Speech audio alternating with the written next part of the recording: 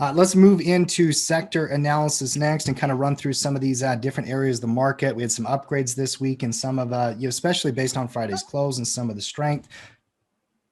I thought I might have heard you try to pop in there. But let's start with materials here. Let's start with the strength that we have on the top end of the market here, Mark. Our top 3 rated sectors right now are materials, industrials, and financials. Let's discuss some of these areas first, Mark. What do we love the let's most talk about about the broad materials? theme that baskets them all, right? I mean, we base our rankings at Tackle Trading. When you go to as a pro, when you go to the newsletter every week, you'll see we've ranked every sector and we update those rankings. Let's talk. There's a broad theme between these sectors, and it is the rotation, cyclical, value, whatever you want to call it. It goes by a lot of names, but it has been the strong move into these areas of the market that benefit from a hot economy, that are in the value area of the market, but they're tied to the cyclical movement. You have a hot market. I mean, not hot market, a hot economy. Reopening on the horizon, lots of money being poured in. And these have been very, very strong since the election. There's still legs to run, in our opinion. And then when you get technical areas and technical signals on the chart, because our broad evaluation is one thing, but we also always have to have, technical confirmation to give it a strong ranking. And in materials, and in financials, and in industrials, let's start with materials. So strong cyclical theme, breakout to all-time highs on Friday, strong candle. Getting a little hesitation after a big, because remember, this isn't a penny stock, this is a big ETF, all-encompassing, really strong 2 days, hesitant, but you're breaking to all-time highs in a hot theme area of the market. So there's a reason it's one of our highest rated sectors. Well, and out of those 3, by the way, the one that did catch an upgrade last week was the materials sector. Industrials and financials kind of maintained their strength up there at the top end of our rankings, and materials broke into a new high on Friday. I mean, literally the strong close, the strong finish to the week is what prompted that upgrade. And we've got a lot of components in this space that we really, really like. Outside of that, we actually have several other upgrades that we did in some of the defensive areas of the market. Let's go through the upgrades first, then we'll get to some of the downgrades, some of the other rankings. We upgraded staples, real estate and healthcare, gave them all a 5-point upgrade just on strength. In fact, we wanted to upgrade staples more. There was a long conversation with the coaches about what was happening in the staples sector. And the simple reality is we felt it had run a little too far for a bigger upgrade this week. It's anticipation of the strength. It broke into new highs. It caught an upgrade into the 35-yard marker. But if you look at those daily candles, I mean, we've been up for a couple of weeks in a row. Maddie, in general, when we have that kind of run, we love it. We respect it. We did give it the upgrade, but we're hesitating until it kind of consolidates or can show us some other pattern. Real estate and healthcare. And again, love that RSI, bringing that up here. Obviously, we're up at 85 No, I mean, right when now. you have that type of massive run, not just on a day, but on a multi-week run, I mean, the last time it had a big run like this was in October, right? You came down to that 200, and you had a big couple week stretch, and then it flatlined. Staples isn't a momentum stock. And no. you said it perfect. Really strong run. Got to respect the price action. But these type of really fast runs, they don't always work out in the staples. And so you got to, upgrade, wait and see if we can get a little price stability. And then you could be looking at future upgrades. Well, and I definitely think you will, Mark. I mean, the 5-point upgrade on staples with this type of movement was based on the fact that you were very overextended coming into the breakout. You do have a history of overextended runs that do not work out in staples. Staples is not an aggressive area of the market. It's one of the more conservative areas of the marketplace. And so there was a little bit of, I don't want to say hesitation from the coaches regarding the upgrade in staples. I think all of us were very, very excited about the potential breakout in staples. This is an area chock full of names we like from a value perspective and from a fundamental perspective that don't get caught up in the euphoria sometimes that the rest of the market does. And so, it wasn't the hesitation on what is happening in staples. It was the backdrop of kind of what you said, Mark. The run up in October and November when you made this tremendous run. tried to break out, came right back down. You tried to do it back all the way back in September, ran all the way, came right back down. And so, we like the run coming into the 68 handle. Love that candle on the breakout.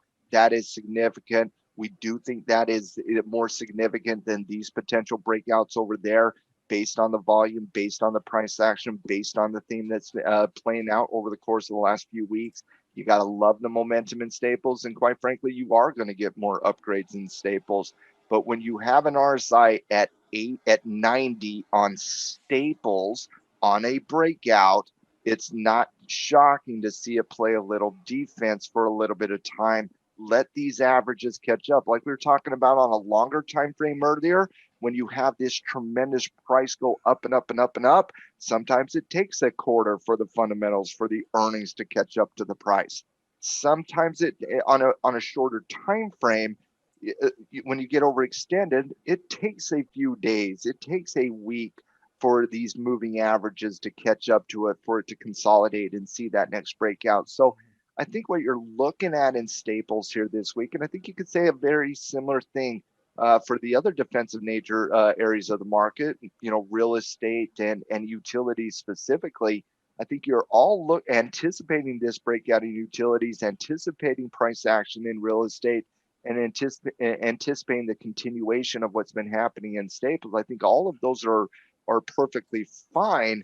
But what I would like to see, and I think what a lot of the coaches would like to see, is this price movement in staples last week.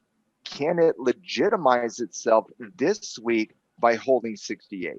If you hold 68, snap back, there's going to be good trades there. If you hold 68, this legitimate this breakout here we had last Friday, it gets seen as far more legitimate to more market participants. And so, yes, staples should absolutely be on people's radar, but you're a little overextended. Excuse me, let me rephrase. You are very overextended in the short-term price action in staples. Typically, that's going to make us, we're fairly conservative in our rankings. That's going to ensure that we just give that token 5-point upgrade. And then if it does play defense this week, hold that 68, look for a bigger upgrade next week coming into a potential really good trading environment in staples a week from now. Yeah, I 100% Boy, that agree. RSI, I don't use the RSI on a constant basis, but that RSI on staples has been money the last 9 months on when to buy or when to take profits. And again, RSI, it's a relative strength, which shows you have strength coming into staples. That is a positive thing. Okay. What it also states is you've had too much money come into it in the short term. Let it stabilize. Let that RSI come back down. Yep, I agree. And by the way, RSI can come down without the price coming down. Yeah. And that's the powerful thing about RSI. Price doesn't have to contract here. It doesn't have to contract here. You could see a stabilization above 68 and see RSI just stabilize into this range. And that would be powerful. So it's an indicator that can really, really help you in assessing overvalued, undervalued situations, buy and sell. It's one of my favorite indicators for a broad range of analysis. A couple of the other sectors that we broke down last week. Look at technology real quick. Flash through a couple of the easy ones. Then we're going to spend some time on communications and energy. Tech, we maintained, 45-yard marker. It's just kind of hanging out in this range until we get clarity on the chart. We're going to be cautious until we do get those technical signals to confirm. We moved discretionary down into the same ranking as tech because, quite frankly, a lot of very similar price action. They've had correlation to each other for some time. If you look at those two charts, a little bit of the same pivot point type of analysis, volatility type of analysis. We felt like it was fair to kind of keep them on that same 45-yard marker together until we get clarity out of those two. But the longer conversation was around communications, and we had to downgrade this one, obviously. Still very much excited about certain names in communications. We like it. But when you see the volatility in some of the pockets that are in a sector ETF that only has like 30, 40 holdings, you have to at least respect that volatility. We did downgrade communications questions on that. And Mark, just explain the thinking behind that. When Viacom and Disca, even though they're not the only stocks in that sector, did what they did, we kind of healthily looked at it. We had this long conversation. We did downgrade to the 30. Why do we do that kind of thing, Marky? I mean, it's just, it goes back to like what Matt and I were talking at the very beginning of the show from a top-down perspective, is that you can't trade everything, right? And so when you have things that on a chart break a pattern, break a trend, break a something, they get messy, for lack of a scientific technical term. When they get messy, and when there is a lingering story hanging over an area, you don't overreact, right? It's like, oh my gosh, a fund got blown up, we're gonna make it minus 40 now. No, you don't do stuff like that. But you have to respect the totality of things. And so you can still be bullish on something. Mm-hmm. And we still are, by the way, to clarify. And you still are. We still are you can bullish. still be bullish. But when you look at the totality of, listen, you had an old breakout level give out. Old resistance didn't act as new support. And you have this lingering story. And so you have all of this mess, right? And you're like, all right, I'm not going to, overreact, but I got to respect the mess. It's like why we downgraded oil a couple weeks ago. It's messy now. It's not that you're not on energy stocks. It's not that you're not bullish. It's just got to respect the chop, got to respect the mess, even if you yourself are really bullish.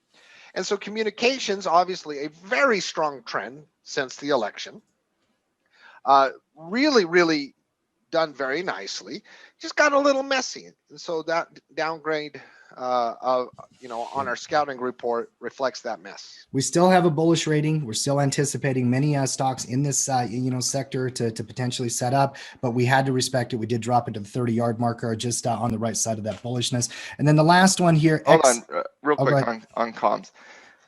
Yeah, you got to respect the storyline. There's no doubt about that, and that's where the downgrade does come into play here. However, you are still setting technically at a higher level of support. Mm-hmm. You currently have support being formed right on that 50-day moving average that coincides with $72. That is slightly higher, and again, slightly higher, but that is slightly higher than the 71 support level that you were forming here just in the recent run up before the breakout. So you are technically still in that bullish uptrend, and thus the ranking does signify that bullish uptrend.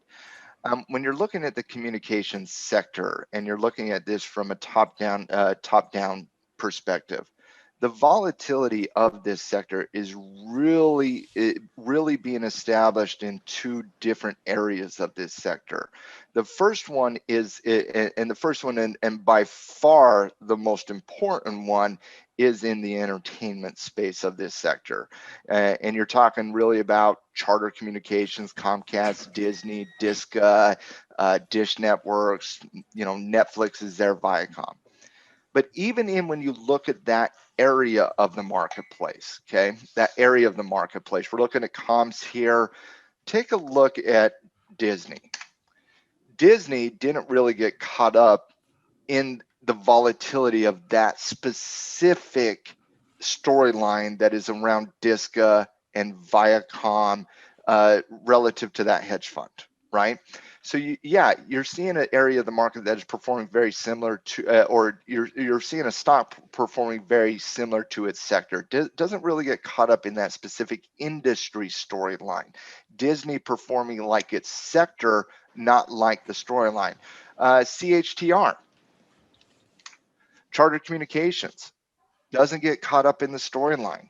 When you look at even Comcast, CMCSA, even Comcast doesn't get caught up in the storyline other than just one day.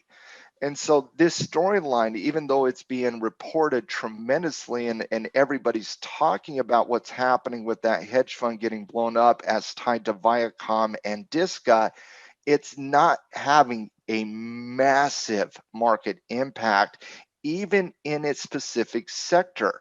Once again, when you look at Comcast, I'm willing to bet more people are looking at Comcast as a buy the dip candidate than, oh my goodness, let's sell and get out of the way here. Mm-hmm. When you're looking at Dish Dish Networks here. Don't you just have this as a bullish retracement? Yeah, clean one too. I mean, isn't that the only thing you're seeing here is a bullish retracement? Okay. And then let's take a look specifically at those two stocks that are getting caught up in the storyline, and that is Viacom and Disca.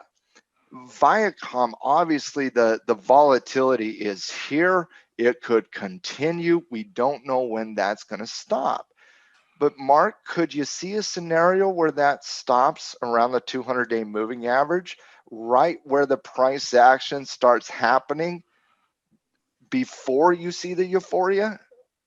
When it comes down into its normal price ranges, couldn't you see a storyline this week where, and again, this candle is just Monday, the same way this candle was just Monday right here, right? You saw the rest of the week.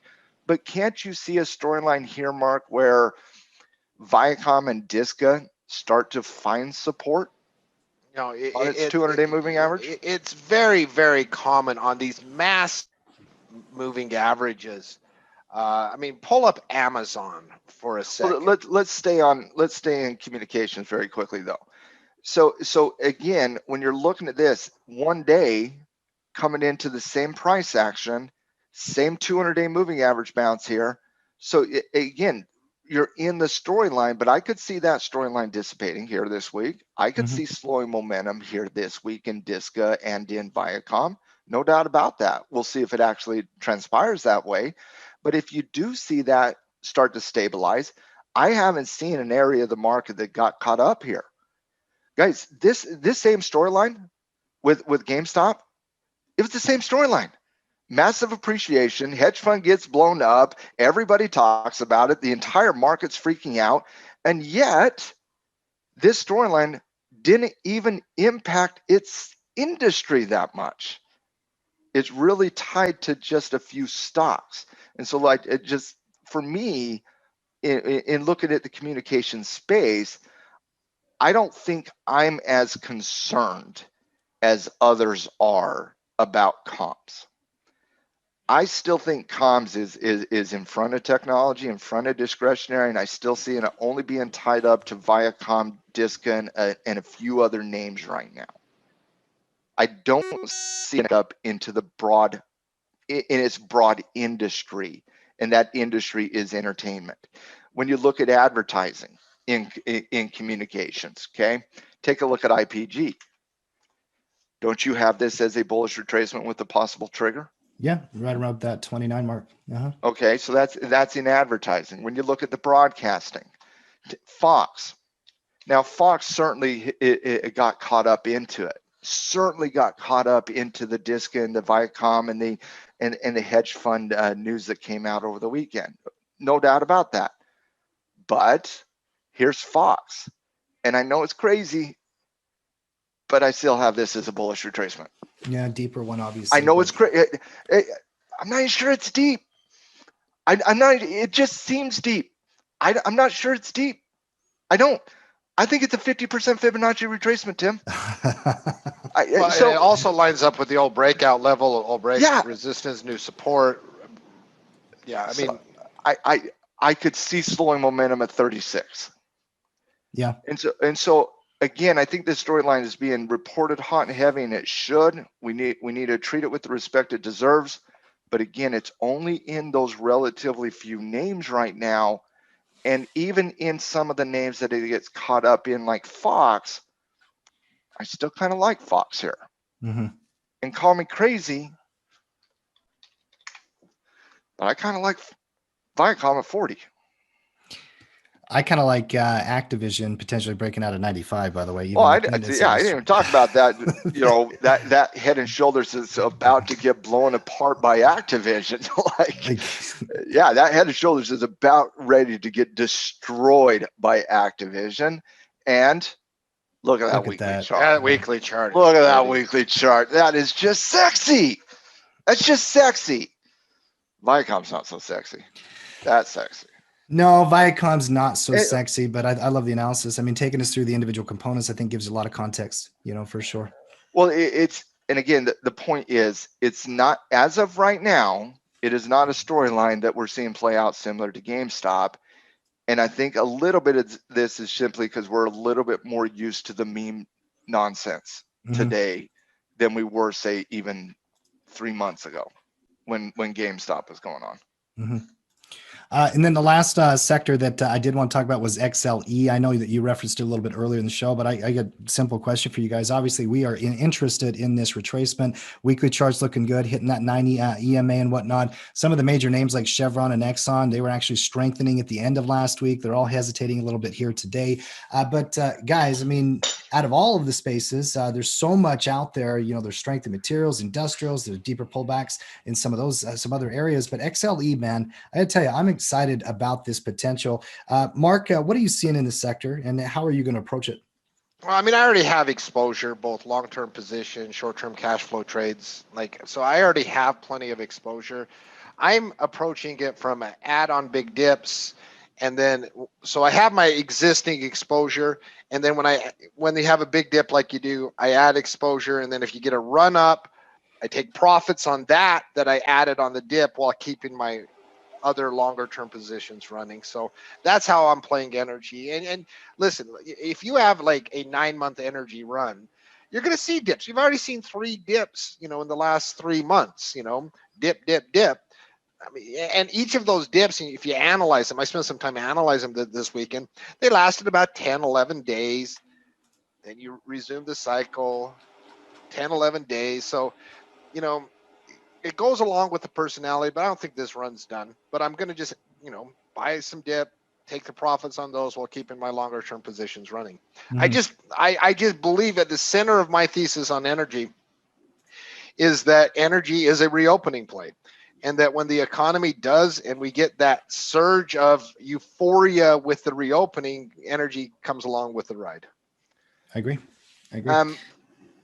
Yeah, I think everybody's looking at energy from a dip perspective here, but I don't think everybody's looking at energy from the same time frame perspective. I don't see a lot of swing trades here in energy where you could expect, 3 to 5 days of quick, good appreciation, right? I think you're going to have some chop, but I do agree with Mark's longer term view here that this dip is going to be seen as more of a position style where people understand that it's not just going to be, well, maybe, but most likely it's not just going to be 3 to 5 days straight up and then break out and run here. I don't want to put words into your mouth, Mark, but I don't think that's what you're anticipating here either. You keep saying 9 months, 9 months, 9 months, because I think you've had a philosophy for 2021 and having that energy play out in 2021. And I think Mark's looking at this from more seasonality, more position style, longer term, understanding that there's going to be some chop here, understanding that it might hesitate for 3-4 days underneath the 20 and it might hesitate there. I see this more a little longer term, Mark. I do. Listen, I think swing trades on energy, I mean, there's going to be pockets, right? There's going to be pockets, but I mean, I'm not going to try to find those pockets myself. No, again, there's 24 stocks in the S&P energy space. Of the 24, I think 1, maybe 2 are setting up from a potential swing trade, but it doesn't have sector backing to it. Whereas most of the sectors kind of looking a little bit like the energy space itself right now. And so, yeah, I just see this as a little bit of a more deeper, prolonged. I don't think you're going to have that quick a price appreciation. I don't expect a trend to continue like this. I expect it to be more like this. And so I think you're going to see a little bit more of this than you do this. And because of that, I think it's more of a position style.